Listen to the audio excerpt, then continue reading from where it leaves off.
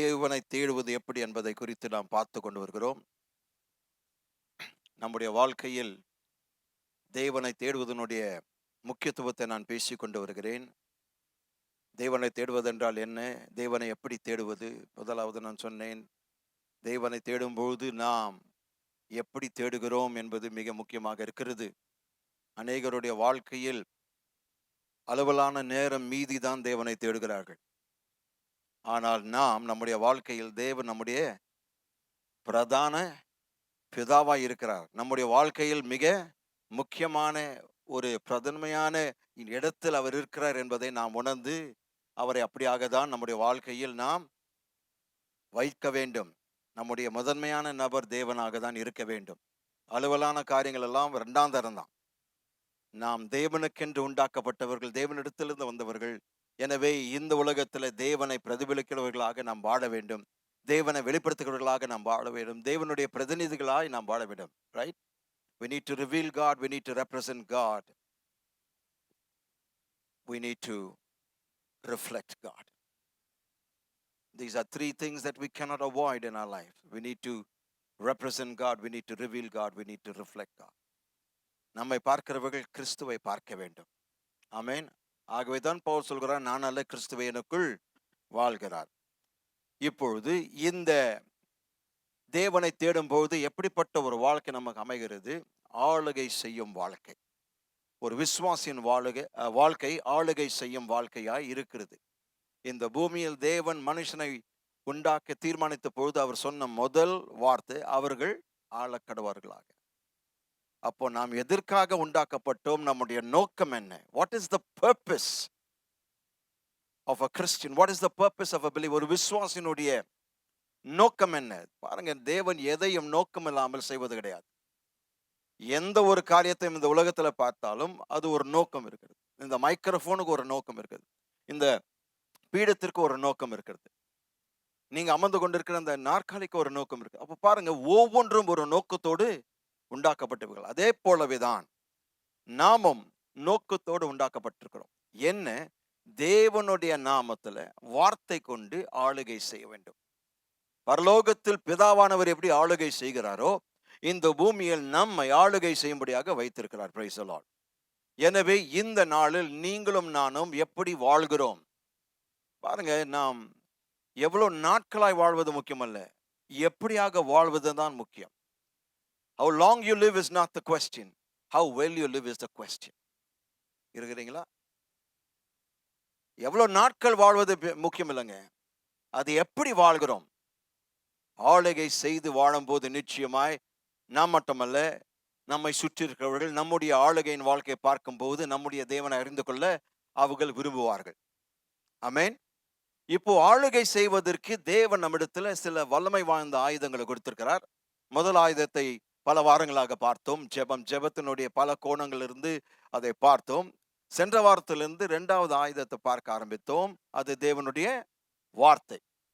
தேவனுடைய வார்த்தையின் தனித்தன்மைகள் சென்ற வாரத்தில் பார்த்தோம். இப்பொழுது தேவனுடைய வார்த்தை எப்படி ஒரு ஆயுதமாக நம்முடைய வாழ்க்கையில் தேவன் கொடுத்திருக்கிறார் என்பதை பார்க்க போகிறோம். எபேசியர் 6ஆம் அதிகாரம்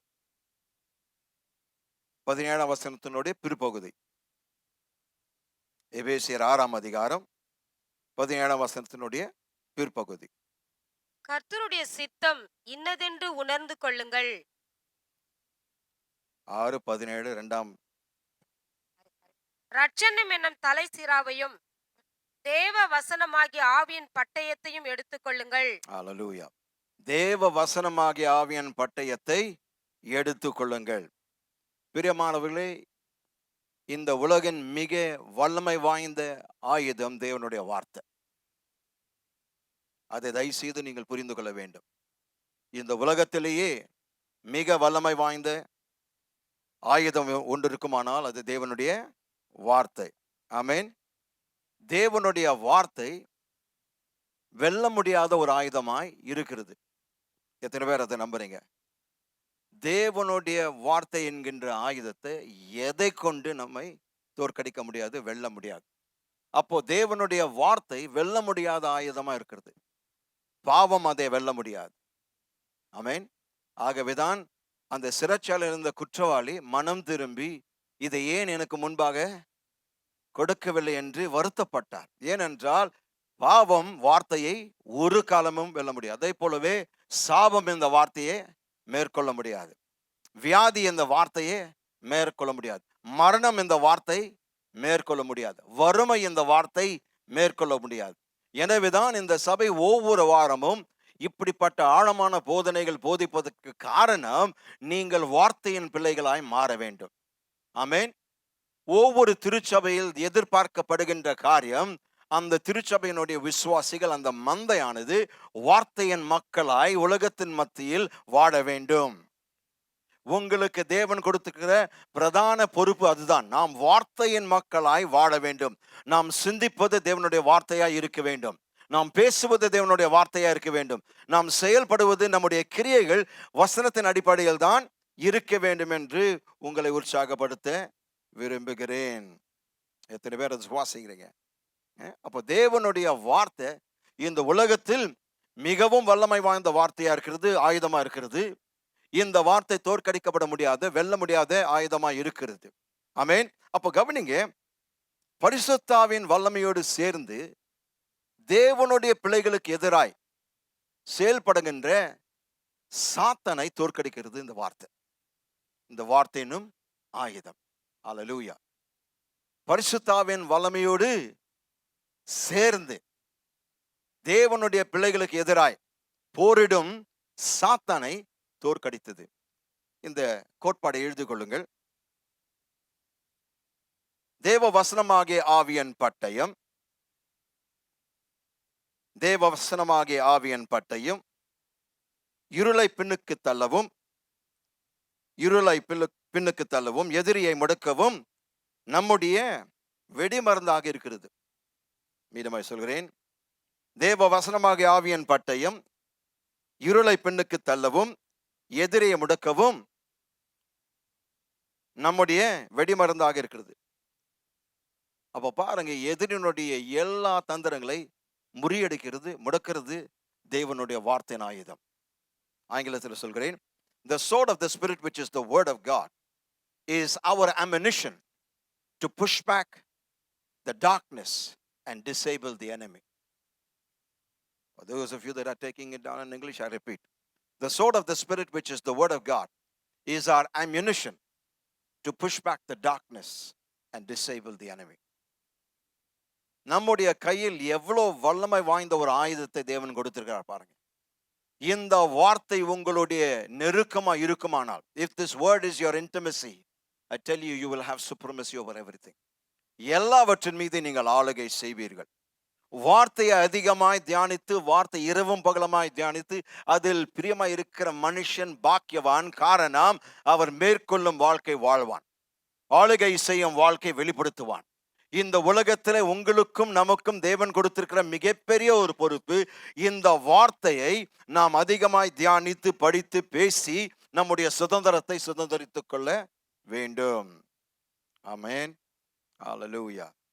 அப்ப பாருங்க, தேவன் எனக்கு கொடுத்திருக்கிற இந்த ஆயுதம், இதை, அதாவது தேவ வசனமாகிய ஆவியின் பட்டயம், இது தேவன் கொடுத்த என்னுடைய ஆயுதம். இதை இறக்கி வைப்பது எவ்வளவு எளிது என்று அனுபவத்திலிருந்து எனக்கு தெரியும். உங்களுக்கும் தெரியும் என்று நான் நம்புகிறேன். இதை இறக்கி வைப்பது, ஒதுக்கி வைப்பது எவ்வளவு எளிது என்று நாம் அனைவருக்கும் தெரியும், இல்லைங்களா? பாருங்க, என்னுடைய வாழ்க்கையில் நான் சொல்கிறேன், அநேக நேரங்களில் கையில் இந்த ஆயுதம் இல்லாமல் நான் யுத்தத்திற்கு சென்றிருக்கிறேன். அதனுடைய விளைவு தோல்விக்காக கேட்கிறேன். ஏன்னா ஆயுதம் இல்லாம ஒரு யுத்தத்தில் போனால் தோல்வியை தவிர வேற நமக்கு என்ன கிடைக்க போறது? நாம் அனைவருக்கும் தெரியும், ஒரு ஆயுதம் இல்லாமல் ஒரு சண்டைக்குள் நாம் போவோமானால், யுத்தத்திற்குள் கலந்து கொள்வோமானால், நாம் நிச்சயமாய் தோற்கடிக்கப்படுவோம். இன்னும் சொல்ல வேண்டும் என்றால் நாம் சாகடிக்கப்படுவோம். ஆனால் விசுவாசிகள், கிறிஸ்தவர்கள் அநேக நேரங்களில் யுத்தத்திற்கு போகும்போது, பிசாசோடு அவர்கள் எதிர்க்கும் போது தங்களுடைய கையிலும் தங்களுடைய இருதயத்திலும் தேவனுடைய ஆயுதமாகிய தேவனுடைய வசனம் இல்லாமல் அவர்கள் செயல்பட்டுக்கிறார்கள். எனவே தோற்கடிக்கப்பட்டார்கள். தேவன் ஒரு கிறிஸ்தவனுக்கு 100% வெற்றியை கொடுத்திருக்கிறார். ஆமென். வேதம் அதுதான் சொல்கிறது. இது என்னுடைய கணிப்பல்ல, இது என்னுடைய அபிப்பிராயம் அல்ல, இது தேவ வார்த்தை. 100% வெற்றி தேவன் விரும்புகிறார். எத்தனை பேர் விசுவாசிக்கிறீங்க? கிறிஸ்து இயேசுவுக்குள் நமக்கு எப்பொழுதுமே வெற்றி உண்டு. அப்போ எப்பொழுதும் வெற்றினா 100% வெற்றி. ஏன்னா இல்லாட்டி வேற வேற விதமா வேதம் சொல்லியிருக்கணும். அவ்வப்பொழுது எப்போதாவதுன்னு சொல்லியிருக்கணும். ஆனால் கிறிஸ்து இயேசுவுக்குள் நம்மை எப்பொழுதும் வெற்றி சிறக்கிற தேவனுக்கு ஸ்தோத்திரம். அல்லேலூயா. அப்போ தேவன் நமக்கு என்ன விரும்புகிறார்? 100% வெற்றியுள்ள வாழ்க்கை. ஆனால் கிறிஸ்தவ வாழ்க்கை பார்க்கும்போது அநேக கிறிஸ்தவர்கள் எப்படிப்பட்ட வாழ்க்கை வாழ்வது அல்ல. ஏன்? தங்களுடைய கையில் இந்த ஆயுதம் இல்லை. 100% வெற்றியுள்ள வாழ்க்கைக்கு அடிப்படை காரணம், அடிப்படை தேவை தேவனுடைய வார்த்தை. எந்த ஆயுதம் இல்லாம நீங்கள் வெற்றி பெற முடியாது. ஏனென்றால் இது வெல்ல முடியாத ஆயுதமா இருக்கிறபடினால் இதை சுமந்து பயன்படுத்துகிறவர்கள் வெல்ல முடியாதவர்களாக வாழ்வார்கள், தோற்கடிக்கப்பட முடியாதவர்களாக வாழ்வார்கள், வெற்றி கொள்கிறவர்களாக வாழ்வார்கள். அப்போ இந்த வார்த்தை நம்முடைய வாழ்க்கையில் மிக மிக முக்கியமான இடத்தை பிடித்திருக்க வேண்டும். இருக்கிறீங்களா? ஆகவேதான் இது ஆவியின் பட்டயம் என்று சொல்லப்பட்டிருக்கிறது. தேவ வசனமாகிய ஆவியின் பட்டயம், ஆவியானவர் நமக்கு கொடுத்திருக்கிற ஒரு பட்டயமாய் இருக்கிறது. அப்போ நீங்க என்ன செய்ய வேண்டும்? ஒரு யுத்தத்துக்கு செல்லும் போது உங்களுடைய கையிலும் உங்களுடைய இருதயத்திலும் உங்களுடைய வாயிலும் இந்த வார்த்தை எப்பொழுதுமே இருக்க வேண்டும். அறிக்கை செய்வதன் மூலமாக தான் இந்த பட்டயத்தை நாம் பயன்படுத்துகிறோம். ஆமென். இந்த வார்த்தையை அறிக்கை செய்வதன் மூலமாக தான் இந்த பட்டயத்தை எடுத்து நீங்கள் பயன்படுத்துகிறீர்கள். ஆனால் பாருங்க, அநேகருடைய வாழ்க்கை பார்க்கும் போது எப்படி ஒரு பட்டயம் அந்த கவச உரைக்குள் இருக்கிறதோ, அநேகருடைய வாழ்க்கையில பாருங்க இந்த வேதம் தங்களுடைய தலகாணிகளில் தான் வைத்திருக்கிறார்கள், அல்லது பாக்கெட்ல வைத்திருப்பார்கள், அல்லது பேக்ல வைத்திருப்பார்கள். ஆனால் தேவன் அங்கெல்லாம் வைக்க சொல்ல, நம்முடைய இருதயத்திலும் நம்முடைய வாயிலும் வார்த்தை வைக்க சொல்லியிருக்கிறார். யோசுவா 1:8 அதுதான் உணர வேண்டும். அப்போ இந்த இடத்துல வைக்கலாம வேற எந்த இடத்துல வைத்தாலும் அது நமக்கு வெற்றியை கொண்டு வராது. இருதயத்தில் விசுவாசித்து வாயினால் அறிக்கை செய்கிறவன் அவன் அறிக்கை செய்வதை பெற்றுக்கொள்வான். இருக்கிறீங்களா?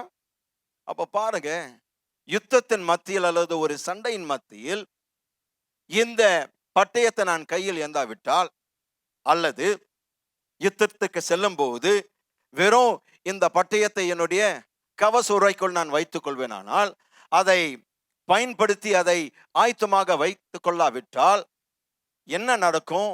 சோதனைக்கும் பாவத்தின் கூறுக்கும் நாம் இரையாகவும்.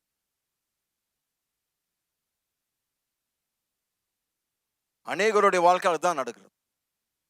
இந்த பட்டயத்தை பயன்படுத்தாமல் சோதனைக்கும் பாவத்திற்கும் விழுகிறார்கள். இந்த நாளில் நாம் தீர்மானிக்க வேண்டிய காரியம், சோதனைக்காரன் நம்மை சோதிப்பான். இந்த பூமி இருக்கிற வரைக்கும் சோதனைக்காரன் நம்மை சோதிப்பான். எத்தனை பேர் நம்புறீங்க?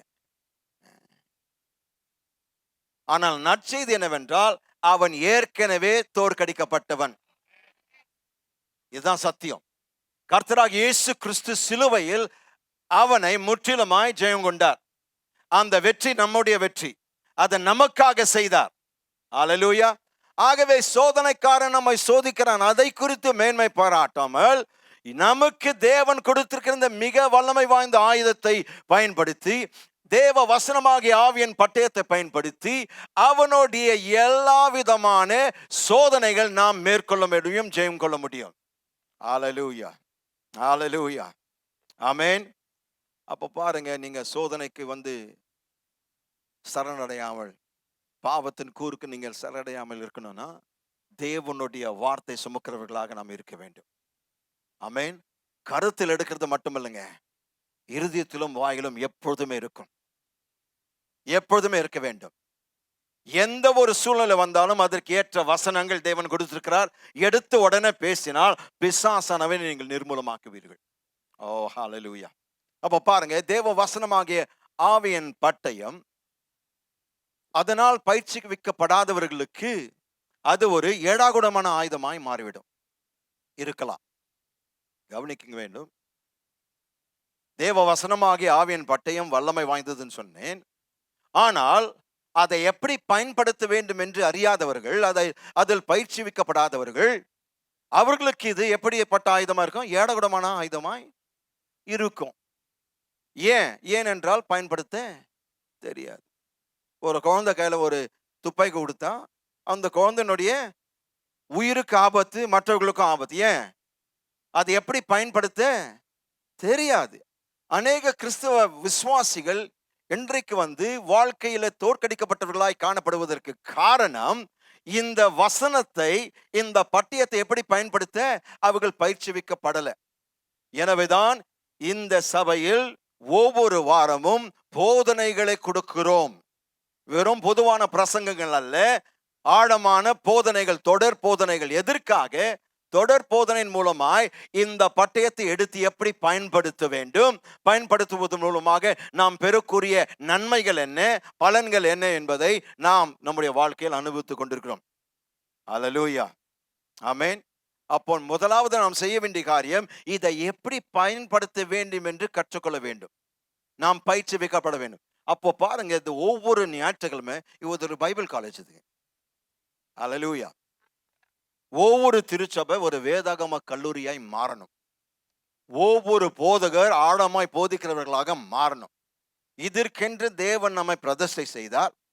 இதற்கென்று தேவன் நம்மை அபிஷேகம் பண்ணினார். இதை தவிர நாம் வேற எந்த காரியத்திலும் ஈடுபட கூடாது. இதுதான் நம்முடைய முதன்மையான காரியம். நம்முடைய விசுவாசிகளுக்கு, நம்முடைய மந்தைக்கு இந்த சத்தியங்களை போதித்து அவர்கள் இதை எப்படி பயன்படுத்த வேண்டும் என்று கற்றுக்கொண்டு அவர்கள் ஜெயமுள்ள வாழ்க்கை வாழும்போதுதான் நாம் நம்முடைய பிரயாசத்திற்கு பலன் பெறுகிறோம். அல்லேலூயா. இதனால் தான் வேதம் நமக்கு தெளிவாக சொல்கிறது, தேவ வசனம் நமக்குள்ளே பரிபூர்ணமாக வாசமாய் இருக்க நாம் அனுமதிக்க வேண்டும். Let the word dwell in you richly. கொலோசியர் 3:16 இல்லைங்களா? கிறிஸ்துவின் வசனம் நமக்குள்ளே பரிபூர்ணமாக வாசமாய் இருக்க நாம் அனுமதிக்க வேண்டும். பரிபூர்ணமாய் தேவனுடைய வார்த்தை நமக்குள் வாசமாய் இருக்க வேண்டும். எத்தனை பேர் அதை நம்புறீங்க? ஆமென். அப்ப கவனிங்க, கையில் அல்லது இருதயத்தில் இந்த ஆயுதம் எப்படிப்பட்டதா இருக்கிறது? ஜீவனும் வல்லமையும் இருபுறமும் கருக்குள்ள எந்த பட்டயத்தை பார்க்கிலும் கருக்கானதாயும் இருக்கிறது. Hallelujah. Oh, what a weapon we have, church. We better value the weapon that God has given us. நாம் இதை அதிகமாய் மதிக்க வேண்டும். நம்முடைய உயிரை பார்க்கிலும் இதை மதிக்க வேண்டும். Come on, talk to me somebody. Amen. பக்கத்துல பார்த்து சொல்லுங்க, உயிருக்கு மேலாக வசனத்தை மதிங்க. இந்த வார்த்தையை தியானிங்க. ஆகவேதான் சங்கீதக்காரன் அவ்வளோ வெற்றி பெற்றான். தாவீதினுடைய வெற்றிக்கு காரணம் என்னங்க? இரவும் பகலுமாய் தேவனுடைய வசனத்தை தியானித்த மனுஷனாய் இருந்தார். அவர் எழுதின சங்கீதம் வார்த்தையின் மகத்துவத்தை பற்றி நாம் அறிந்து கொள்ள வேண்டும் என்றால் 119 சங்கீதத்தை வாசிப்பாருங்க. வார்த்தையை பற்றி நாம் சிந்திக்க முடியாத அளவுக்கு, கற்பனை செய்ய முடியாத அளவுக்கு, நம்முடைய அறிவுத்திறனுக்கு அப்பாற்பட்ட விதத்துல தேவ ஆவியால் அதை எழுதியிருக்கிறார். அதை ஆழமாய் படிங்க. ஒவ்வொரு அந்த சங்கீதத்துல ஒவ்வொரு வார்த்தையை பற்றியது. The word speaking about the word magnifying the word. வார்த்தையை கனப்படுத்துது சங்கீதம். அதுங்க வார்த்தையை மகிமைப்படுத்துகிறது, மகத்துவப்படுத்துகிறது. அந்த வார்த்தை தான் தேவ வசனம். அந்த வார்த்தை நமக்குள் இருக்கும் போது நாம் மகத்துவமான வாழ்க்கை வாழ முடியும். ஆமென். எபிரேயர் 4:12 தான் சொல்கிறது. அது ஜீவனும் வல்லமையும் இருபுற கருக்குள்ள இருபுறமும் கருக்குள்ள எந்த பட்டயத்தை பார்க்கிலும் கருக்கானதாயும் இருக்கிறது என்று அங்க தெளிவாக சொல்லப்பட்டிருக்கிறது. ஹல்லேலூயா. அப்போ பாருங்க, இருபுறமும் கருக்குள்ள பட்டயம் என்று சொல்லும் போது அது இரண்டு விதமாய் கிரியை செய்கிறது. ஒன்று, தாக்குதலிலிருந்து நம்மை பாதுகாக்கிறது. இரண்டாவது, சாத்தானை விரட்டுகிறது. It defends against the attacks and it can drive back Satan. ரெண்டு காரியங்கள் செய்கிறது. ஆகவேதான் இருபுறமும் கருக்குள்ள எந்த பட்டயத்தை பார்க்கலும் இது கருக்கானதா இருக்கிறது. இதை ரெண்டு விதமாய் பயன்படுத்தலாம். ஒன்று, நம்மை பாதுகாத்துக் கொள்ளலாம். இரண்டாவது, பிசாசை விரட்ட முடியும். ஆனால் அதை பயன்படுத்தினால் மட்டுமே. பயன்படுத்தாத வரைக்கும் பிசாசையும் தொடுத்த முடியாது, உங்களை பாதுகாக்கவும் முடியாது. அநேக பெற்றோர் என்னை பார்த்து பேசுகிற காரியம், பிரதர், என் பிள்ளைங்க திசை மாறி போகிறார்கள், நான் என்ன செய்வதென்றே தெரியல. வார்த்தையை பேசுங்க. நான் என்னதான் புத்திமதி சொன்னாங்க கேட்க மாட்டேங்கிறாங்க. அவங்க கிட்ட பேசாதீங்க, அப்பா கிட்ட பேசுங்க. அவர்கள் மீது வார்த்தையை பேசுங்க. அவர்கள் மீது வார்த்தையை பேசும்போது அந்த வார்த்தை சென்று கிரியை செய்யும். ஹல்லேலூயா. அருமையான சகோதரன் டாக்டர் தினகரன் சாமியால் அதான் சொன்னார். வார்த்தை, எங்கேயோ கிடந்த வார்த்தை பாருங்க, மரணத்தை நோக்கி போய்கொண்டிருந்த அவருடைய மகனை மாற்றியது. நான் சொல்கிறேன், நாம் சில நேரத்தில் ஜெபிக்கிறதை தவிர நம்முடைய பிள்ளைகளுக்கு, உற்றார் உறவினர்களுக்கு வேற எதையும் செய்ய முடியாது. ஆனால் ஒன்று செய்யுங்க, ஜெபிப்பதற்கு மேலாக அவர்கள் மீது வார்த்தையை பேச ஆரம்பிங்க. அந்த வார்த்தை சிருஷ்டிப்பின் அற்புதங்களை கொண்டு வரும். ஹல்லேலூயா. எனவே பிள்ளைகளை குறித்து புலம்பாதீங்க, வார்த்தை அவர்கள் மீது பேசுங்க. பார்ப்பதற்கு இப்பொழுது இப்படிதான் இருக்கிறோம், பிசாசே என் பிள்ளைகள் உன்னால் தொடவே முடியாது. காரணம், நீதிமானுடைய சந்ததி இந்த பூமியில் talk to me somebody. வார்த்தையை பின்பற்றுகிற மக்களுடைய பிள்ளைகள் இந்த பூமியை ஆளுவார்கள். ஹல்லேலூயா. சங்கீதம் 112 முதல் 2 வசனங்கள். சங்கீதம் 112 வாசிங்க. அல்லேலூயா. கர்த்தருக்கு பயந்து அவருடைய கட்டளைகளில் மிகவும் பிரியமாய் இருக்கிற மனுஷன் பாக்கியவான். இது நிபந்தனை, கண்டிஷன். முதல் கண்டிஷன் என்னங்க? அவருடைய கட்டளைகளில் மிகவும் பிரியமாய் இருக்கிற மனுஷன் பாக்கியவான். ஆமென். கர்த்தருக்கு பயந்து அவருடைய கட்டளைகளில் பிரியமாய் இருக்கிற மனுஷன், மிகவும் பிரியமாய் இருக்கிற மனுஷன் பாக்கியவான். அவன் சந்ததி பூமியில் பலுத்திருக்கும். முடிஞ்சு போச்சுங்க. நீங்கள் கர்த்தருடைய வசனத்தில் அதிகமாய் நீங்கள் பிரியப்படுவீர்களானால் உங்கள் சந்ததி எப்படி இருக்குங்க? கொஞ்சம் சத்தமா தான் சொல்லுங்களேன். எல்லாரும் சொல்லுங்க, என் பிள்ளைகள் இந்த பூமியில் பலுத்திருப்பார்கள். கமான் கமான், மீண்டுமா, என் பிள்ளைகள் பரலோகத்திலேயா சொல்லப்பட்டிருக்குதுங்க? சொல்லுங்க, தயவுசெய்து சொல்லுங்க.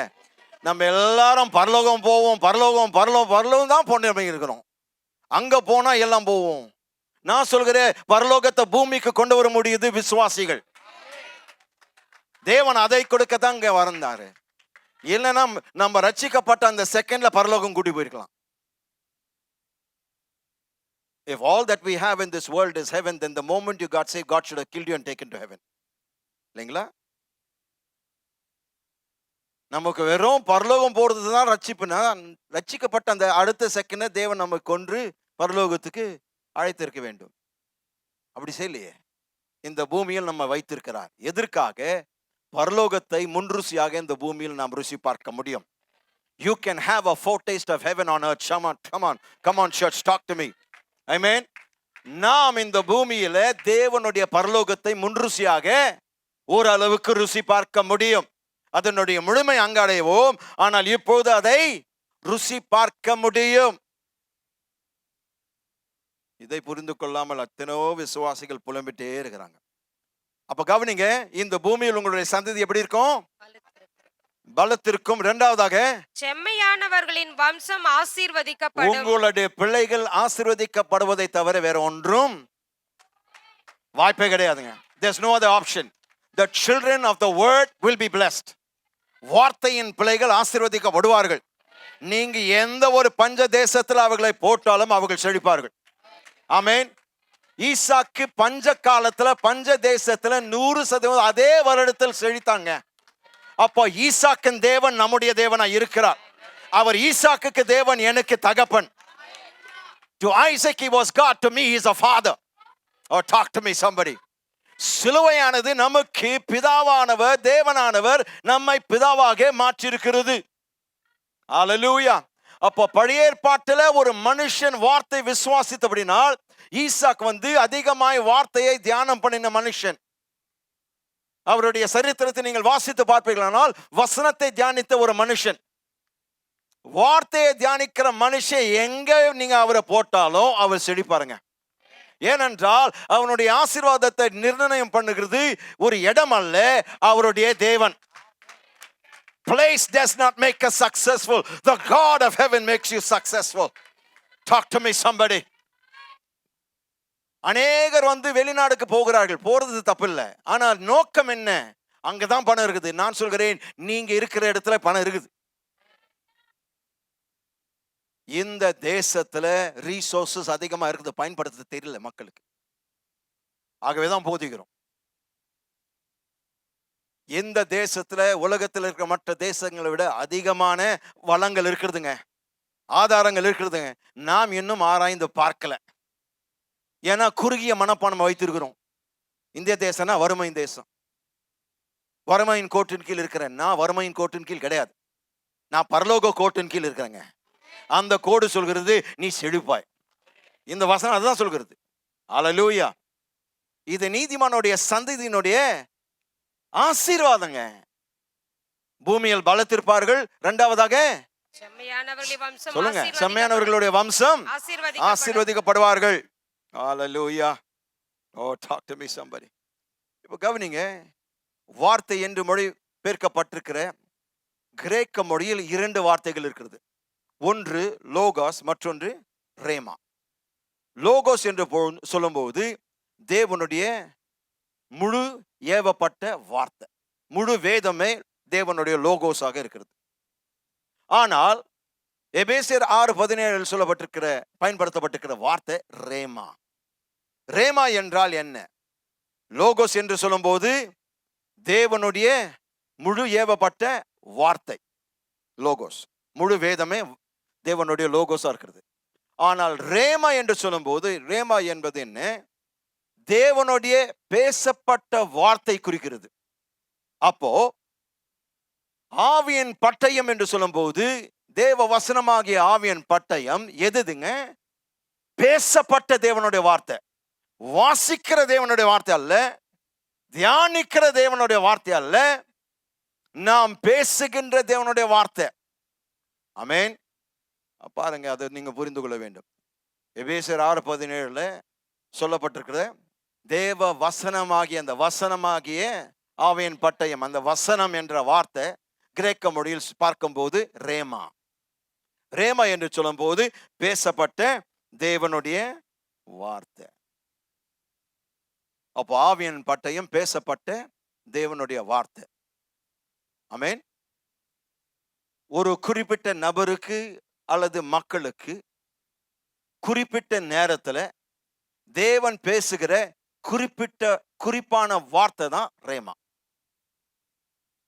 ஒரு குறிப்பான நபருக்கு ஒரு குறிப்பிட்ட நேரத்தில் தேவன் பேசுகின்ற குறிப்பான அல்லது குறிப்பிட்ட வார்த்தை தான் ரேமா வார்த்தை. அப்போ லோகோஸ் என்னும் பொழுது சொல்லும்போது பொதுவான தேவனுடைய வார்த்தை, இன் ஜெனரல். ஆனால் ரேமா சொல்லும்போது உங்களுடைய சூழ்நிலைக்கு ஏற்ற சரியான பொருத்தமான வார்த்தை தான் ரேமா வார்த்தை. அப்போ தேவன் சொல்கிறார், உன்னுடைய நான் கொடுத்திருக்கிற ஆவியின் பட்டயம், இந்த வல்லமை வாய்ந்த ஆயுதம் என்ன? நீ பேசுகிற, உன் சூழ்நிலைக்கு ஏற்றவாறு பேசுகிற பொருத்தமான தேவ வசனம். ஆனா விசுவாசிகள் பாருங்க, எல்லாத்தையும் கலந்து ஏதாவது தூக்கி போட்டா வந்துடும் பார்க்கறாங்க. அப்படி அல்ல. ஏற்ற சூழ்நிலைக்கு ஏற்ற வார்த்தை தான் நாம் பேச வேண்டும். அல்லேலூயா. அப்ப பாருங்க, தேவனுடைய குறிப்பிட்ட மக்களுக்கு குறிப்பான நேரத்தில் குறிப்பான சூழ்நிலையில் கொடுக்கப்படுகின்ற தேவன் பேசுகின்ற குறிப்பான வார்த்தை தான் ரேமா வார்த்தை. இது உண்மையிலே தேவனிடமிருந்து வருகிற வார்த்தைகள். இந்த ரேமா வார்த்தைகள் தேவனிடத்திலிருந்து நமக்கு நேரடியாக வருகிறது. எத்தனை பேர் அது விசுவாசிக்கிறீங்க? இன்றைக்கு நாம் பேசிக்கொண்டிருக்கிற இந்த நேரத்தில் நான் பேசவில்லை, ஆவியானவர் பேசிக் கொண்டிருக்கிறார். நான் வெறும் கருவிதாங்க, வெறும் கருவிதாங்க. பேசுகிறவர் அவர். அவர் பேசாவிட்டால் இந்த பீடம் வீண், இந்த பிரயாசம் வீண், நீங்கள் வந்ததும் வீண். அவர் பேசாவிட்டால் நம்முடைய வாழ்க்கை மாற்றப்படாது. ஏனென்றால் நான் சொல்கிறேன், வேதத்தினுடைய ஆக்கியோன் அவர் தான். Is the author of the Bible. Hallelujah. அவர் பேச வேண்டும். அவர் பேசும்போது நம்முடைய உள்ளத்தில் தேவன் சாட்சிடுவார். ஆவியானவர் பேசும்போது அநேகர் சொல்வீர்கள், இது எனக்கென்று கொடுக்கப்பட்ட ஒரு வார்த்தை.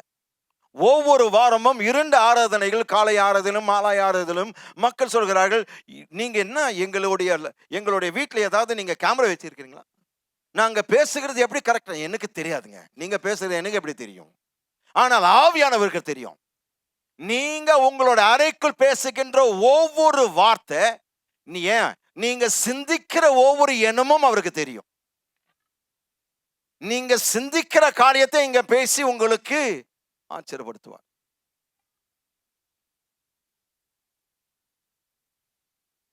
அல்லேலூயா. சென்ற வாரத்துல ஒரு பெண் சாட்சி கொடுத்தா. ஒரு இளம் பெண் இங்க சிஎம்சிக்கு படிக்க வந்தாங்க, முடிச்சுட்டாங்க, போகும்போது அவங்களுடைய தகப்பன் நல்ல ஊழியத்தை செய்து கொண்டிருக்கிறார்கள். ஆனால் இந்த மகளுக்குள் ஒரு விரக்தி, தேவன் என்னோட பேச மாட்டேங்கிறாரு, ஒரு கோபம், ஒரு தனிப்பட்ட விதத்துல தேவன் மீது வருத்தப்பட்டு அவர்களுக்கு வாழ்ந்து கொண்டிருந்தாங்க. அந்த மைண்ட் செட்டோட தான், அந்த மனப்பான்மையோட தான் சபைக்கு வந்தாங்க. அப்போ ஆண்டவர்கிட்ட சவால் கொடுத்தாங்க, ஆண்டவரே உமக்கு ஒரு சான்ஸ் கொடுக்கணும், நான் சபைக்கு போகிறேன், என்னோடு நீங்க பேசணும், நீர் இருக்கிறீர் என்பதை நான் உணரணும். அந்த வாரத்துல பார்த்தீங்கன்னா, போன வாரத்துக்கு முந்தின வாரம் பேசும்போது அந்த பேரை நான் உச்சரித்தேன். அந்த பாப்பானுடைய பேர் எனக்கு தெரியாது, ஏன்னா அது பார்த்தது கிடையாது. சாட்சி சொல்லும் போது கண்ணீரோட வந்து சாட்சி, பேரை சொல்லி நீங்க என் பேரை சொன்னீங்க, கெஷம் பெருமழை இந்த பேருக்கு வருகிறது என்று நீங்க உங்களை அறியாம நீங்க சொன்னீங்க. நான் ஆச்சரியப்பட்டேன், ஏன்னா என் பேர் அந்த பேர்.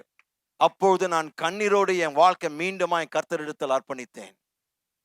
பாருங்க, நம்மை தாண்டி தேவன் பேசுகிற தேவனா இருக்கிறார். இந்த நோட்ஸை தாண்டி தேவன் பேசுவாருங்க. இருக்கிறீங்களா? உங்களுடைய ஏற்ற சூழ்நிலைக்கு தேவன் நிச்சயமாய் வார்த்தையை வைத்திருக்கிறார். ஆமென். அப்ப கவனிங்க, யுத்தத்தில் இது என்ன அர்த்தம் கொண்டது? தேவனுடைய வார்த்தை, ரேமா வார்த்தை என்று சொல்லும்போது, யுத்தம் வரும்போது இதனுடைய அர்த்தம் என்ன? நீங்கள் தேவனுடைய வார்த்தை பேசும்போது சாத்தான் தோற்கடிக்கப்படுகிறான். அல்லேலூயா. பக்கத்துல பார்த்து சொல்லுங்க, எப்பொழுதுமே வார்த்தை பேசுகிறவர்களாய் மாறுங்க. ஆமென். தயவு செய்து சூழ்நிலையை பேசாதீங்க. சூழ்நிலையை பேசி உன்னுடைய அற்புதத்தை நீங்கள் ஏற்கனவே போதுமான அளவுக்கு தாமதப்படுத்துறீங்க. எனக்கு நடக்கல, இந்த சுகம் வரல, அந்த ஆசீர்வாதம் வரல, என் பிள்ளை காலேஜ்ல நீங்க கிடைக்கல சொன்னா கிடைக்காம தான் போகும். இது என்னுடைய வாக்கு இல்லைங்க, இது தேவனுடைய வசனம். நீங்கள் என்ன சொல்கிறீர்களோ அதுதான் உங்களுக்கு சம்பவிக்கும். ஆமென். ஆகவேதான் தைரியமாக நான் நின்று சொல்வேன், ஒவ்வொரு விசுவாசி உண்மையான தீர்க்கதரிசி. ஏன் தெரியுங்களா? தீர்க்கதரிசிகள் சில நேரத்தில் சொன்னது நடக்கலாம், நடக்காமல் கூட போகலாம். அவர்கள் உணர்ச்சி வசப்பட்டு மாம்சத்தில் ஏதாவது சொல்லிட்டாங்கன்னா நடக்காமல் போகலாம். ஆனா நீங்க என்ன சொன்னாலும் அது அப்படியே நடக்கும். ஆகவேதான் உண்மையான தீர்க்கதரிசி நீங்க தான். நீங்க சொல்கிறது உங்களுக்கு நடக்கும். ஆனால் விசுவாசிகள் எப்பொழுதுமே சூழ்நிலையை மட்டும்தான் பேசுவார்கள். ஒரு சில நாட்கள், ஒரு சில வாரங்களுக்கு வசனம் பேசுவாங்க. ஏதோ மாறலைன்னா உடனடியாக பழையபடி சூழ்நிலை பேச ஆரம்பிப்பார்கள். ஆனால் உங்களுடைய வாழ்க்கையில் தேவன் வாக்குத்தத்தம் பண்ணினதை நிறைவேறுகிற வரைக்கும் வார்த்தையை தவிர வேற ஒன்றும் பேசாதீங்க. உன் சூழ்நிலை எக்காரணத்தை கொண்டு பேசாதீங்க, வார்த்தை மட்டும் பேசுகிறவர்களாய் மாறுங்கள். இருக்கிறீங்களா? அப்படி செய்யும் போது நீங்கள் என்ன செய்வீர்கள்? சாத்தானை தோற்கடிப்பீர்கள். ஆமென்.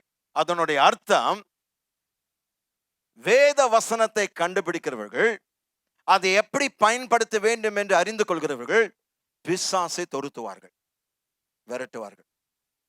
Amen. When you know how to use the scripture, you will drive Satan away. வசனத்தை எப்படி பயன்படுத்த நீங்கள் கற்றுக்கொள்வீர்களானால் நீங்கள் பிசாசை துரத்துவீர்கள். எத்தனை பேர் இருக்கிறீங்க?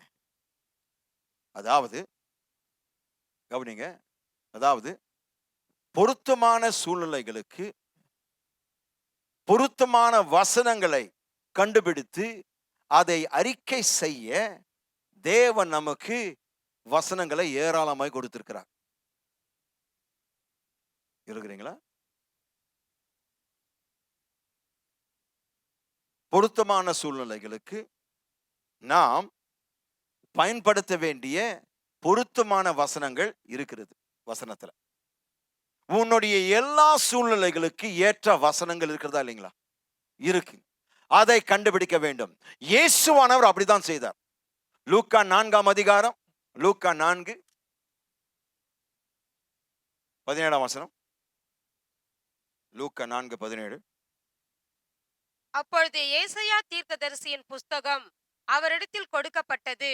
அவர் புஸ்தகத்தை விரித்த போது,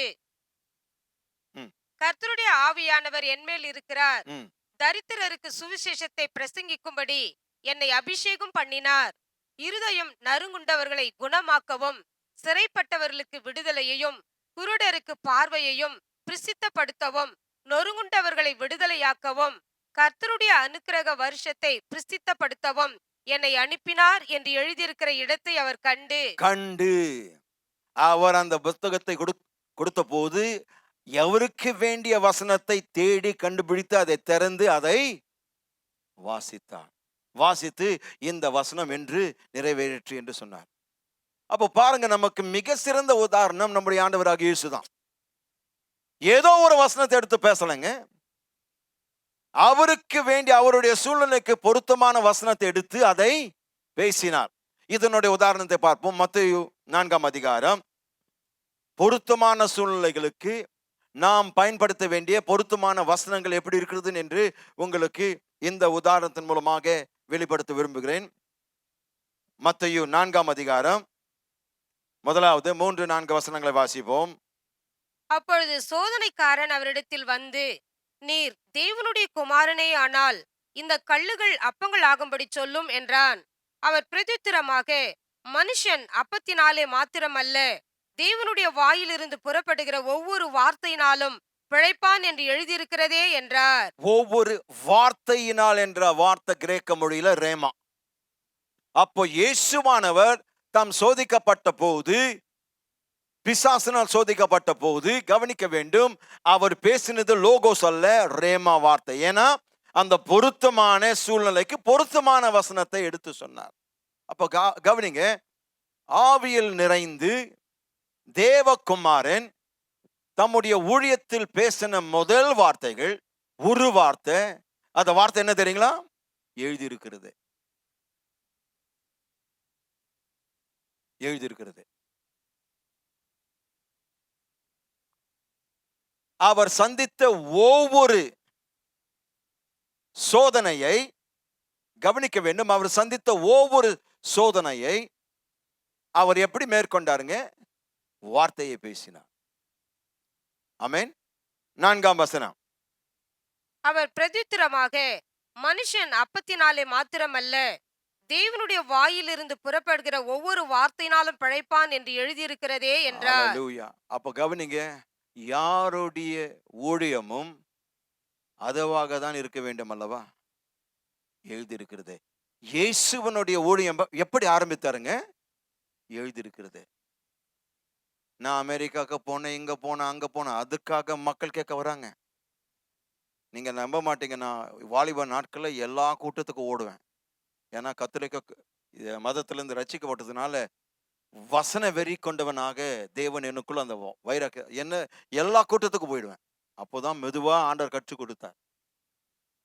ஒரு கூட்டத்துல போய் உட்காந்தானா அந்த மனுஷன் அந்த 40 நிமிஷ பிரசங்கத்துல ஏறக்குறைய ஒரு 100 முறை 38 முறை நான் உலகத்தை சுற்றி வந்தேன்னு சொல்லிட்டே இருந்தார். என்னங்க, 40 நிமிஷத்துல உலகத்தை அவர் 38 முறை சுற்றி வந்தார் என்று 100க்கு மேல நான் கணக்கு போட்டேன். நான் என்ன இருந்தும் 100 அதுக்கு மேலேயே பேசியிருப்பார். அதல்ல, ஊழியம் என்று சொல்லும்போது இயேசுவை போலதான் ஊழியம் செய்ய வேண்டும். அவர் தம்முடைய ஊழியத்தை ஆரம்பிக்கும் போது அவர் ஆரம்பித்த விதமே தனித்தன்மை வாய்ந்தது. எழுதியிருக்கிறது. ஒரே ஒரு வார்த்தைங்க, ஆங்கிலத்துல 3 எழுத்துக்கள், இட் இஸ் ரிட்டன்.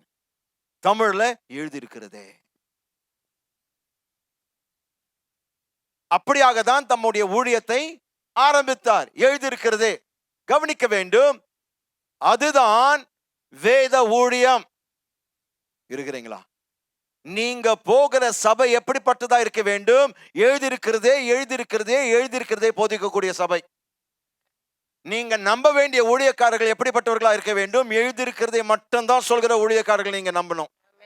நான் சொன்னா, நான் ஜெபித்தா உங்களுக்கு அந்த நான் என்ற வார்த்தையே வரக்கூடாது ஊழியக்காரர்களுடைய வாயில. ஆமென். அவர்கள் சொல்ல வேண்டிய காரியம் எழுதியிருக்கிறதே, அதுதான் வேத ஊழியம்.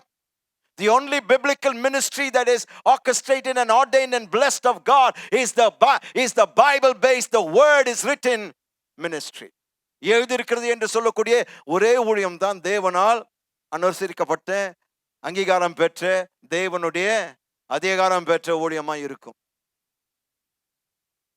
அப்போ விசுவாசிகள் எப்படிப்பட்டவர்களா இருக்கணும்? எப்பொழுதுமே எழுதியிருக்கிறது என்று பிசாசை பார்த்து, சூழ்நிலையை பார்த்து, பெற்றோரை பார்த்து, எந்த ஒரு நபரை பார்த்து நீங்கள் பேசும்போது அவர்கள் சொல்கிற காரியத்தை கேட்டு எழுதியிருக்கிறது என்று நீங்க மருத்துவர் கொடுக்கணும்.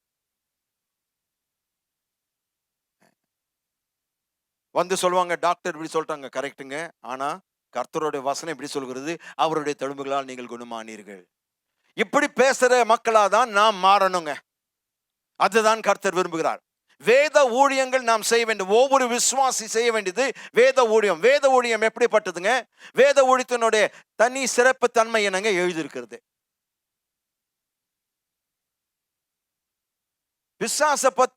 பிசாசை பார்த்து இயேசுவானவன் தேவகுமாரன் என்று சொல்லி நம்முடைய தெய்வீகத்தை வெளிப்படுத்தவில்லை, மாறாக அவர் வசனத்தை மட்டும்தான் பேசினார். இருக்கிறீங்களா?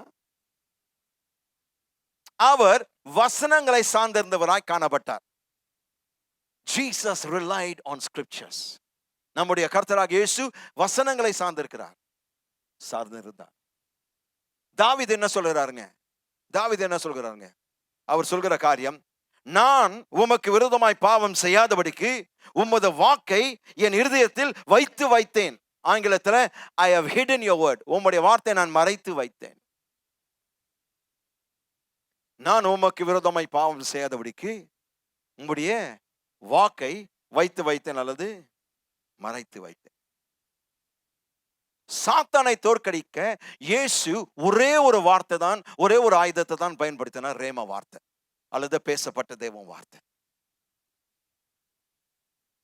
எழுதியிருக்கிற வசனத்தை எடுத்து லோகோஸிலிருந்து நீங்க உங்களுடைய சூழ்நிலைக்கு ஏற்ற வசனத்தை பேசும்போது அது ரேமாவாய் மாறுகிறது. When you take the logos and speak a specific word to a specific situation, you are making the logos become a rhema for you. விளங்குதுங்களா? ரேமா வார்த்தை என்னங்க? லோகோஸிலிருந்து உங்களுடைய ஏற்ற சூழ்நிலைக்கு, உங்களுக்கு பொருத்தமான சூழ்நிலைக்கு பொருத்தமான வசனத்தை எடுத்து அதை பேசும்போது லோகோஸ் உங்களுக்கு ரேமாவாய் மாறுகிறது.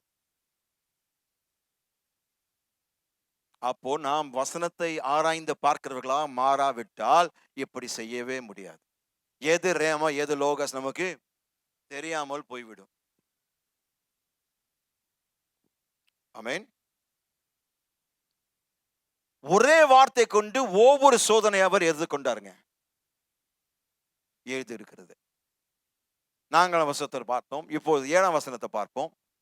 அதற்கு இயேசு, உன் தேவனாகிய கர்த்தரை பரீட்சை பாராதிருப்பாயாக என்றும் எழுதியிருக்கிறதே என்றார். என்றும் எழுதியிருக்கிறதே. 10ஆம் வசனம். அப்பொழுது இயேசு, அப்பாலே போ சாத்தானே, உன் தேவனாகிய கர்த்தரை பணிந்து கொண்டு அவர் ஒருவருக்கு ஆராதனை செய்வாயாக என்று எழுதியிருக்கிறதே என்றார். பாருங்க, ஒவ்வொரு முறை பழைய ஏற்பாட்டிலிருந்து நேரடியாக இயேசுவானவர் வசனத்தை அறிக்கை செய்தார். That's the hallmark of his ministry. அவருடைய ஊழியத்தின் தனி சிறப்பு அதுதான். நேரடியாக பழைய ஏற்பாட்டிலிருந்து வசனத்தை எடுத்து பேசினார்.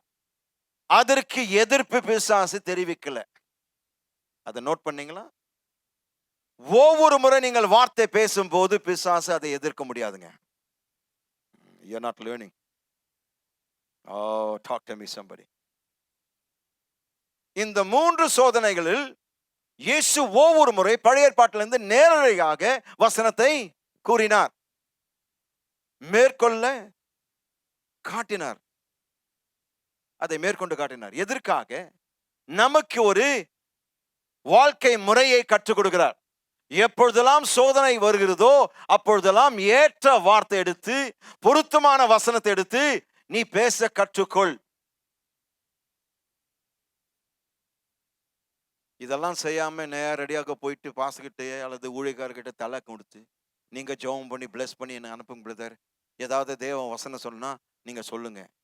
இல்லை, நீங்க போய் டைம் எடுத்து முயற்சி செய்து வசனத்தை ஆராய்ந்து பக்கம் பக்கமாய் படித்து அதிலிருந்து தேவன் உங்களுக்கு ஏற்ற வசனங்களை கொடுப்பார். You have to become a serious student of the Bible if you want to live in 100% victory.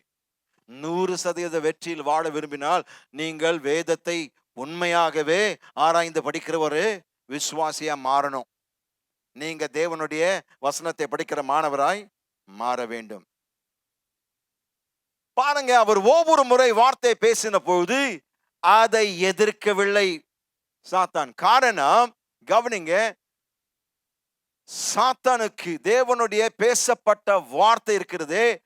தேவனுடைய பேசப்பட்ட வார்த்தை நேரடியாக சாத்தானிடத்தில் நீங்கள் பேசும்போது அவனுக்கு எந்த தற்காப்பு கிடையாது. தேவனுடைய பேசப்பட்ட வார்த்தைக்கு எதிராக சாத்தானுக்கு எந்த பாதுகாப்பு இல்லை. தயவுசெய்து அதை கேளுங்க.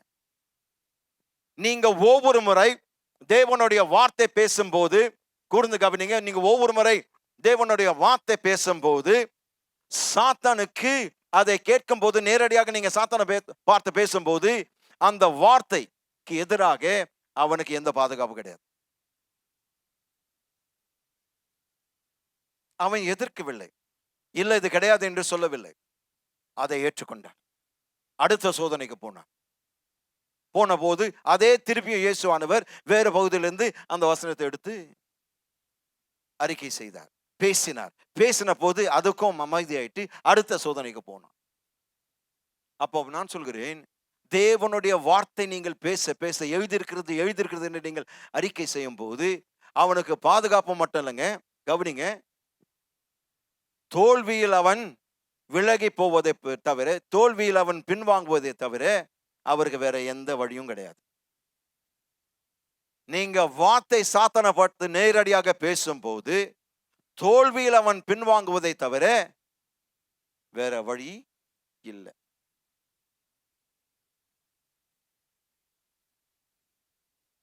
தோல்வியில் சாத்தான் பின்வாங்குவதை தவிர அவனுக்கு வேறு வழி இல்லை. அப்ப பாருங்க, இவை எல்லாவற்றிலும் இயேசு நமக்கு மிக சிறந்த உதாரணமாய் இருக்கிறார். அவருக்கு சொந்தமான எந்த ஞானத்தையும் எந்த தர்க்கங்களை அவர் சார்ந்திருக்கவில்லை. அவர் தேவனுடைய வார்த்தை மட்டும் பேசினார். நமக்கு தேவன் கொடுத்திருக்கிற அதே ஆயுதத்தை அவர் துல்லியமாய் பயன்படுத்தினார். He used precisely the same weapon God has given to us. அப்ப பாருங்க, அவர் ஜெயித்தார்னா நீங்களும் இன்றைக்கு ஜெயிக்க முடியும். ஏன்னா அதே ஆயுதத்தை தான் தேவன் நம்ம கையில கொடுத்திருக்கிறார். இருக்கிறீங்களா? எல்லாரும் இருக்கிறீங்களா? அதே ஆயுதம் நம்முடைய கையில் இருக்குதுங்க. இயேசு பயன்படுத்தின அதே ஆயுதம் உங்களுடைய கருத்தில் இருக்கிறது. தயவு செய்து அதை எடுத்துக்கொண்டு பேசுங்க, படிங்க, தியானிங்க. நேரம் கிடைக்கும் போதெல்லாம் நீங்க படித்து அதை நீங்கள் தியானம் பண்ணும்போது நிச்சயமாக சோதனை வரும்போது, யுத்தத்தில் கலந்து போது நீங்க என்ன செய்வீங்க? அந்த கவசூரையிலிருந்து அந்த பட்டயத்தை எடுத்து நீங்கள் கையில் ஏந்தி அதை பயன்படுத்த ஆரம்பிப்பீர்கள்.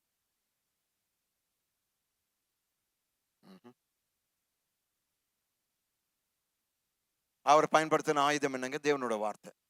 நம்முடைய கருத்தில் தேவன் கொடுத்திருக்கிற இந்த பூமியின் மிக வல்லமை வாய்ந்த ஆயுதம் எதுங்க? தேவனுடைய வார்த்தை. அல்லேலூயா.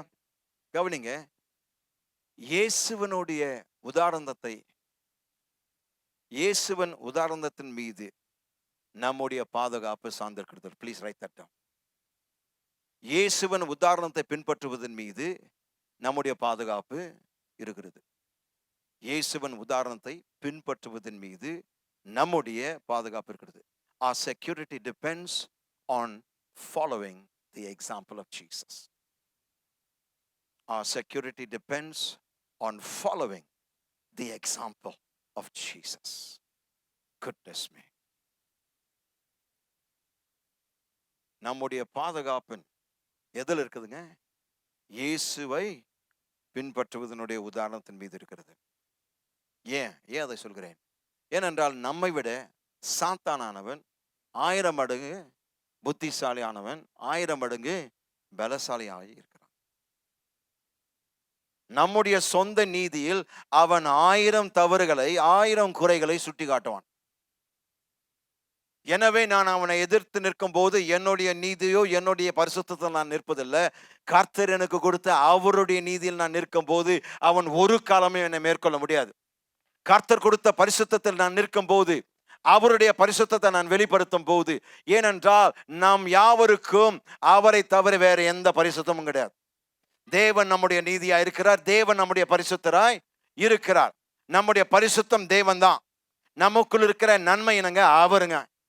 நல்லவர் எனக்குள் வாசம் பண்ணுகிறதுனால எனக்குள் நன்மை இருக்கிறது. ஆனால் அவர் இல்லாமல் எனக்குள் எந்த நன்மையும் கிடையாது. ஆமென். அப்ப பாருங்க, பிசாசானவனுக்கு பாதுகாப்பு இல்லாத ஒரு ஆயுதம் இருக்குமானால் அது தேவனுடைய வார்த்தை மட்டுமே. ஆமென். பிசாசுக்கு பாதுகாப்பு இல்லாத ஒரு ஆயுதம், அதற்கு எதிராக அவனுக்கு பாதுகாப்பு இல்லாத ஒரு ஆயுதம் இருக்குமானால் அது விசுவாசத்தில் பேசப்பட்ட தேவனுடைய வார்த்தை.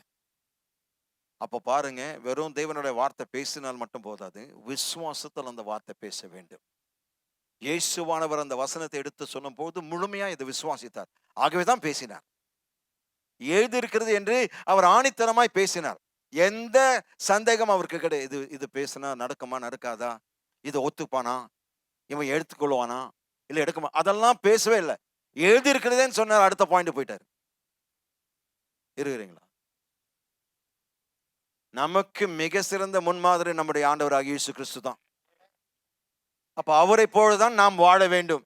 அவர் நமக்கு எப்படி வாழ வேண்டும், இந்த கிறிஸ்தவ வாழ்க்கை எப்படி வாழ்வது, ஆளுகையின் வாழ்க்கை எப்படி வாழ்வது, ஜெபத்தில் எப்படி நிலைத்திருப்பது, இப்போது வேத வசனத்தை எப்படி பேசுவது, இந்த ஆயுதத்தை எப்படி பயன்படுத்துவது, அதன் மூலமாய் 100% வெற்றியை நாம் எப்படி சுதந்திரித்துக் கொள்ள முடியும் என்பதை போதிக்கிறார். You cannot experience 100% victory until you renew your mind for 100% victory. Write that down. You cannot experience 100% victory until you renew your mind for 100% victory. 100% வெற்றிக்காக உங்களுடைய மனதை நீங்கள் புதுப்பித்துக் கொள்ளாவிட்டால் 100% வெற்றி உங்களால் அடைய முடியாது, நீங்கள் பெற முடியாது. 100% வெற்றிக்கு உங்களுடைய மனதை நீங்கள் புதுப்பித்துக் கொள்ள வேண்டும்.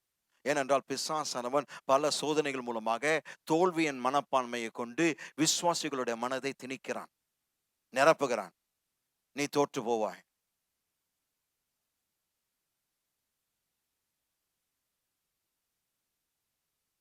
நாம் முற்றிலும் ஜெயம் கொள்கிறவர்கள்.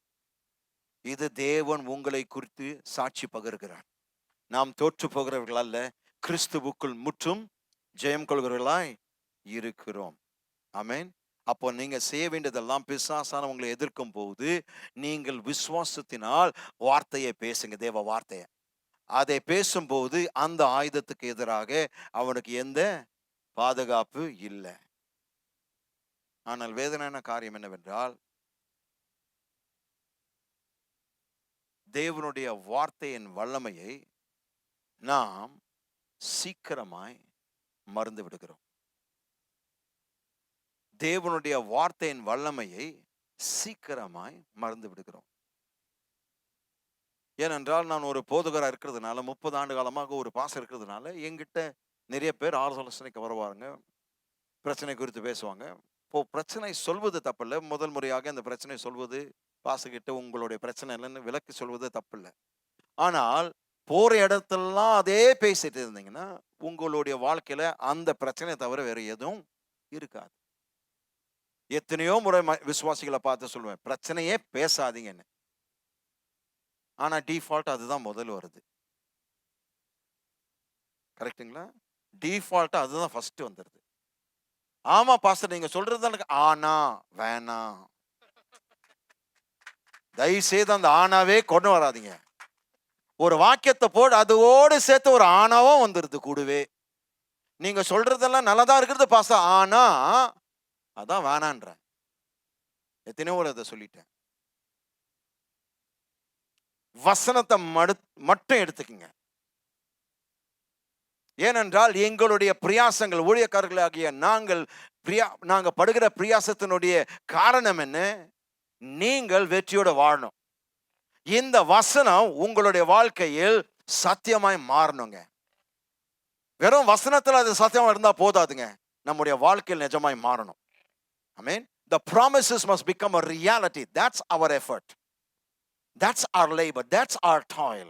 நம்முடைய பிரயாசம், நம்முடைய முயற்சி, நம்முடைய கடுமையான போதனையின் அந்த செய்கிற காரியத்திற்கு காரணம் என்ன? நீங்கள் தேர்ச்சி பெற வேண்டும். இந்த வாக்குத்தத்தங்கள் உங்களுடைய வாழ்க்கையில் உண்மையாய் மாற வேண்டும். ஆமென். அப்போ தேவனுடைய வார்த்தையின் வல்லமை ஒரு காலமும் நாம் மறந்து விடக்கூடாது. சில நேரத்தில் நாம் என்ன செய்கிறோம்? அதை ஒதுக்கி வைக்கிறோம் அல்லது அதை புறக்கணிக்கிறோம் அல்லது அதை கையாளுவதில் குற்றவாளியாக நிற்கிறோம். வேதத்தை கையாளுவதில் ஒரு குற்றவாளியாக நிற்கிறோம். ஏனென்றால் எப்படி பயன்படுத்த தெரியல. அப்போ உங்களுடைய வாழ்க்கையில் நீங்கள் வசனத்தை எப்படி பயன்படுத்த வேண்டும் என்பதை கற்றுக்கொள்ள வேண்டும். அதுதான் வருகின்ற வாரங்களில் எப்படி இந்த வசனத்தை பயன்படுத்துவது என்பதை போதிக்க போகிறோம். இப்போ என்னால இது எப்படி பயன்படுத்த தெரியல, நான் தவறாய் இதை பயன்படுத்தி விட்டேன், தவறாய் கையாண்டேன், ஆகவே ஒரு குற்றவாளியாக நிற்கிறேன் என்று சொல்லுவீர்களானால், நீங்க பாவத்துக்கு மரித்தவர்கள் என்று ரோமர் 6:11 சொன்னபடியே நீங்கள் அப்படியாக இருக்க விரும்பினால், பாவத்துக்கு மரித்தவர்களாக நீங்கள் இருக்க விரும்பினால், வாசிங்க ரோமர் 6:11 வேகமாய். அப்படியே நீங்களும் உங்களை பாவத்திற்கு மரித்தவர்களாகவும் நம்முடைய கர்த்தராகிய இயேசு கிறிஸ்துவுக்குள் தேவனுக்கென்று பிழைத்திருக்கிறவர்களாகவும் எண்ணிக்கொள்ளுங்கள். பாருங்க, தேவன் என்ன சொல்கிறார்? பாவத்திற்கு நீங்கள் மரித்தவர்கள் என்று எண்ணிக்கொள்ளுங்கள். ஆமென். நான் பாவத்துக்கு மரித்து நீதிக்கு பிழைத்திருக்கிறேன் என்று எண்ணிக்கொள்ள வேண்டும். அப்போ விசுவாசிகள் எப்படி பேசணும்? நாம் பாவி, நாம் பாவி, நாம் பாவி, நாம் பாவின்னு பேசிட்டு தான் பாவம் தான் இருப்போம், பாவம் செஞ்சுட்டே இருப்போம். கிறிஸ்துவுக்குள் நான் தேவனுடைய நீதியா இருக்கிறேன் என்று நான் எண்ணிக்கொள்கிறேன். ஏனென்றால் அவர் சொல்லியிருக்கிறார் எண்ணிக்கொள்ளுங்கள் என்று. நான் சொல்லுங்க, அவர் சொல்லியிருக்கிறார். ஆமென். வசனத்தை மீண்டும் வாசிங்க சிஸ்டர். அப்படியே நீங்களும் உங்களை பாவத்திற்கு மரித்தவர்களாகவும் நம்முடைய கர்த்தராகிய இயேசு கிறிஸ்துவுக்குள் தேவனுக்கென்று பிழைத்திருக்கிறவர்களாகவும் எண்ணிக்கொள்ளுங்கள். அப்ப பாருங்க, நான் பாவத்திற்கு மரித்திருக்கிறேன், அவருடைய நீதிக்கு நான் பிழைத்திருக்கிறேன். எனவே நான் தேவனுடைய நீதிமானா இருக்கிறேன் என்ற காரியத்தை நான் பேசிட்டே இருப்பேன். ஆனால் அப்படியாக நான் வாழ ஆரம்பிப்பேன். ஆமென். நான் நீதிமான், நான் நீதிமான், நான் நீதிமான் என்று நீ பேச பேச பேச நீதிமானாய் போல் சிந்திப்பாய், நீதிமானாய் போல் நடந்து கொள்வாய். Because the word has the power to make you become what he said it just is. Are you with me? When you keep speaking what the word says you are, you become what the word says you are. நீங்கள் என்னவா இருக்கிறீர்கள் என்று வசனம் சொல்லி இருக்கிறதை நீங்கள் சொல்லும் போது வசனம் சொல்லி இருக்கிற காரியமா நீங்கள் மாறுவீர்கள். நீங்கள் பாவத்துக்கு மரித்தவர்கள் என்று வசனம் உங்களை குறித்து சொல்லி இருக்கிறது, நீங்கள் அதை எண்ணிக்கொண்டு நீங்கள் சொல்வீர்கள். ஆனால் உண்மையாகவே இந்த உலக வாழ்க்கையில் பாவத்துக்கு மரித்தவர்களாக நீங்கள் வாழ ஆரம்பிப்பீர்கள். ஆமென். அல்லது 2 கொரிந்தியர் 5:7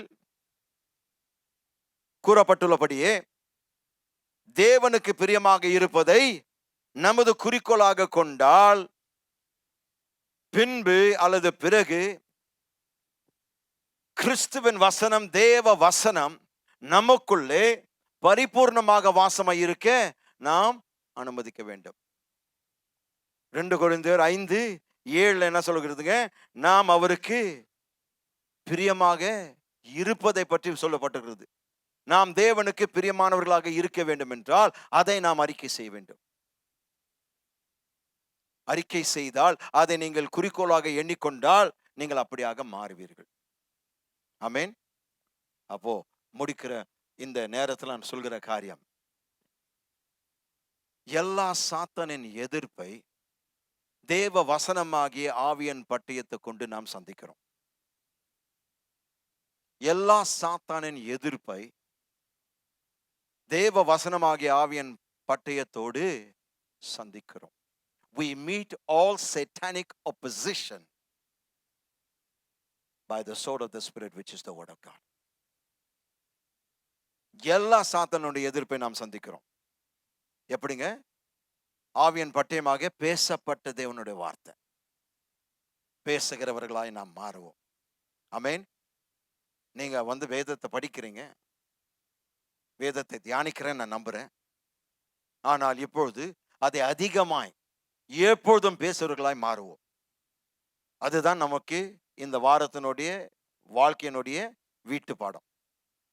உங்களுடைய லைஃப் சோம்போக்கு இந்த நாள் முதற்கொண்டு வசனத்தை எப்பொழுதுமே பேசுகிறவர்களாக நாம் மாற வேண்டும். ஆமென். பிசாசினால் நீங்கள் தாக்கப்படும் போது உங்களுடைய வாயிலிருந்து வார்த்தை வரணுங்க. உடனே போன் எடுத்து இந்த தீர்க்கதரிசி, அந்த சுவிசேஷகர், இந்த பாஸ்டர் கூப்பிடாதீங்க. பிசாசு தாக்கின உடனே பைபிளை திறந்து வசனத்தை பேச ஆரம்பிங்க. எந்த சூழ்நிலை கொண்டு வருகிறானோ அந்த சூழ்நிலைக்கு ஏற்ற வசனத்தை கண்டுபிடித்து அதை பேச ஆரம்பிங்க. காரியம் சம்பவிக்கும். நிச்சயமாய் நீங்க அறிக்கை செய்தது உங்களுடைய வாழ்க்கையில் நடைபெறும். ஏனென்றால் பிசாசனவன் அதை எதிர்த்து நிற்க முடியாது. ஏதும் அந்த வார்த்தைக்கு எதிராய் நிற்க முடியாது. அப்போ தாவீது சொன்னது போல தேவனுடைய வார்த்தையை உங்களுடைய இருதயத்தில் நீங்கள் மறைத்து வைக்க வேண்டும். ஏனென்றால் ஒரு தாக்குதல் வரும்போது நீங்கள் மறைத்து வைத்திருக்கிற அந்த வசனத்தை எடுத்து பேசும்போது வெற்றி பெறுவீர்கள். ஆமென். நீங்கள் அந்த மறைத்து வைத்திருக்கிற வார்த்தை எடுத்து நீங்கள் பேசும்போது அது உங்களுக்கு எப்படி மாறுகிறதுங்க? இருபுறமும் கருக்குள்ள பட்டயத்தை போல மாறுகிறது. அதை பயன்படுத்தினால் பிசாசை துண்டு துண்டாக வெட்ட முடியும். ஏன்னா அது பட்டயம். இருபுறமும் எந்த பக்கம் போட்டாலும் அவன் காயமடைவான். இந்த பக்கம் சொருனாலும் அவன் காயப்படுவான், இந்த பக்கம் சொருனாலும் காயப்படுவான்.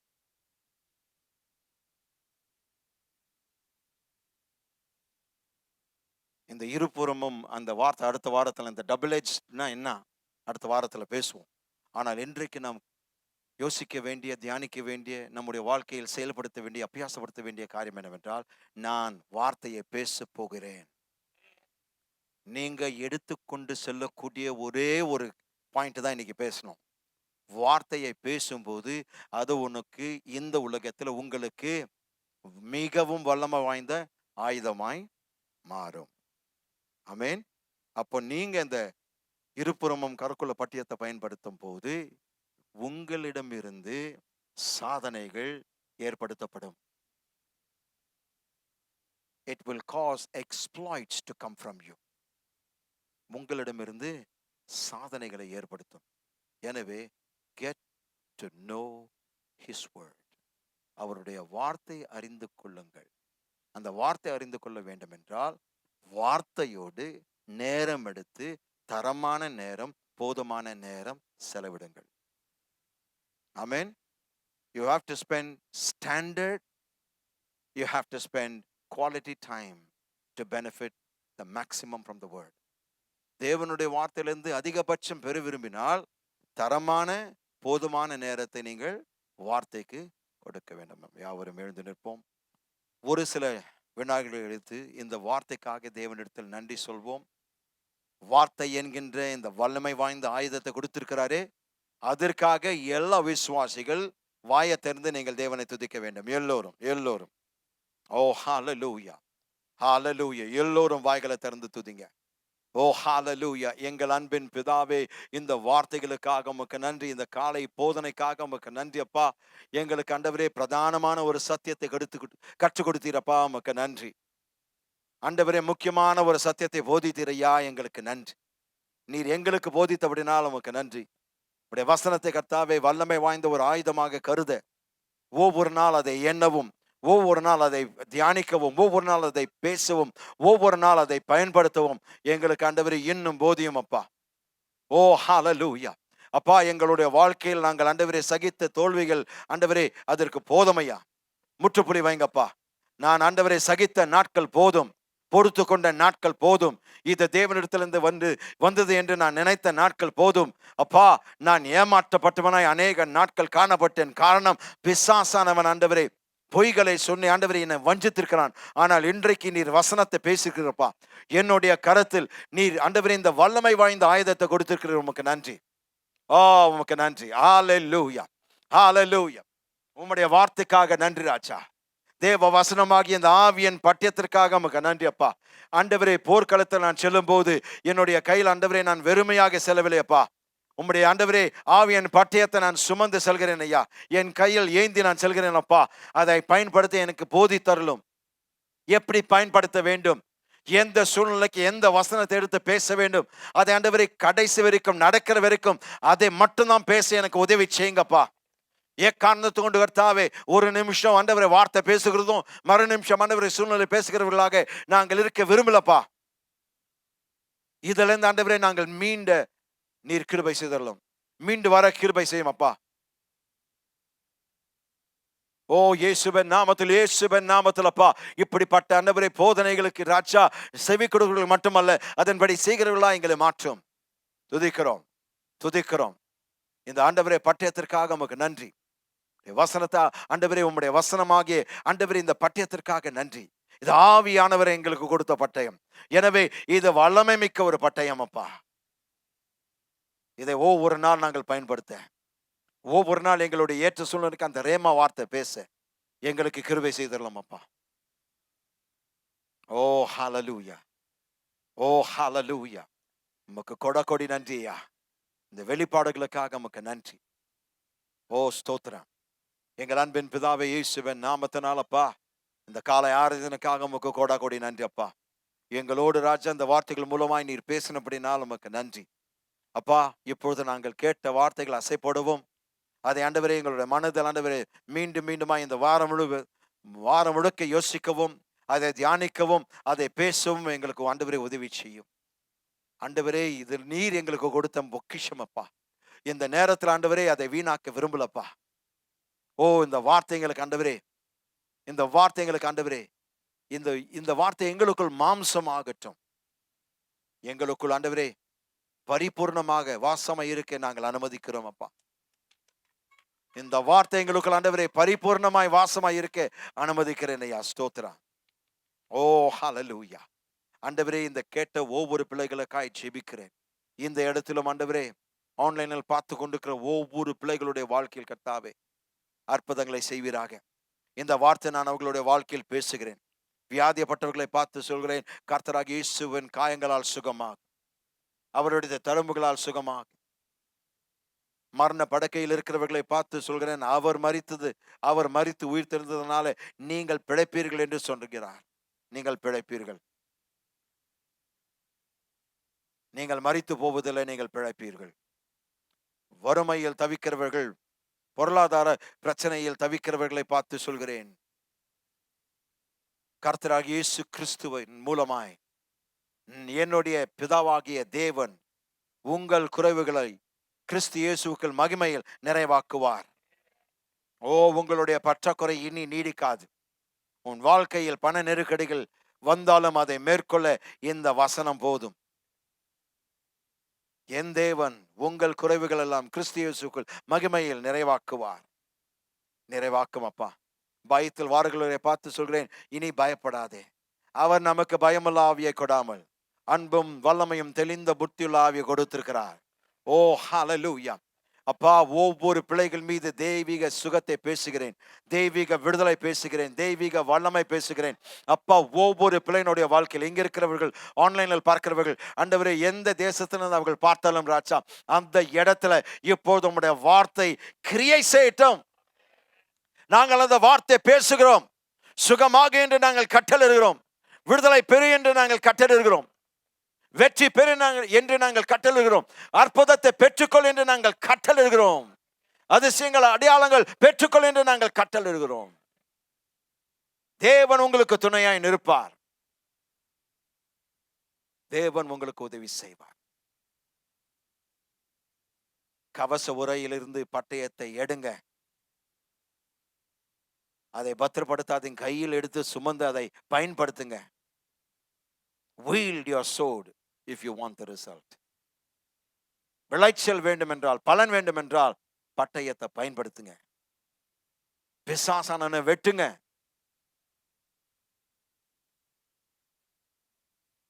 இருபுறமான கருக்கான பட்டயத்தை தேவன் நம்முடைய கருத்தில் கொடுக்கிறார். இருபுறமும் கருக்கான பட்டயத்தை கொடுத்த போது நாம் ஏன் தோல்வியில் வாடி தவிக்க வேண்டும்? இல்ல, இனி 100% வெற்றி இந்த விசுவாசிகள் மீது பேசுகிறேன். அப்பா, ஒவ்வொரு விசுவாசின் மீது 100% வெற்றி நான் பேசுகிறேன். ஒவ்வொரு ஊழியத்தின் மீது, ஒவ்வொரு திருச்சபையின் மீது 100% வெற்றியை பேசுகிறேன். அப்பா, ஒவ்வொரு தேசத்தில் குடியிருக்கிற விசுவாசிகள் மீது, கிறிஸ்தவர்கள் மீது 100% வெற்றியை பேசுகிறேன். அதை நிறைவேற்றி தாரும். வந்த யாவரும் மறுமையாக போகாதபடிக்கு நீர் ஆண்டவரை காத்துக்கொள்ளும். எல்லா துதி கன மகிமை உமக்கு செலுத்துகிறோம். கர்த்தராகிய இயேசுவின் நாமத்தில் ஜெபிக்கிறோம் நல்ல பிதாவே. ஆமென், ஆமென். கர்த்தராகிய இயேசு கிறிஸ்துவின் கிருபையும் பிதாவாகிய தேவனுடைய அன்பும் பரிசுத்த ஆவியினுடைய அன்யோன்ய ஐக்கியம் எப்பொழுதும் உங்கள் அனைவரோடும் இருப்பதாக. ஆமென், ஆமென். கர்த்தருடைய ஆசீர்வாதத்தை நாம் அறிக்கை செய்து நாம் கடந்து செல்லலாம். கர்த்தருடைய ஆசீர்வாதத்தை என்னாகமம் 6ஆம் அதிகாரம் 24 26 வரைக்கும் நாம் யாவரும் சத்தமாய் அறிக்கை செய்து இந்த ஆசீர்வாதத்தை பெற்று ஆசீர்வாதமாய் வாழ்வோம். ஆமென். எல்லோரும் சேர்ந்து சொல்வோம். கர்த்தர் என்னை ஆசீர்வதித்து என்னை காக்க கடவர். கர்த்தர் தம்முடைய முகத்தை என் மேல் பிரகாசிக்க பண்ணி என் மேல் கிருபையாய் இருக்க கடவர். கர்த்தர் தம்முடைய முகத்தை என் மேல் பிரசன்னமாக்கி எனக்கு சமாதானம் கட்டளையிட கடவர் என்பதே. ஆமென்.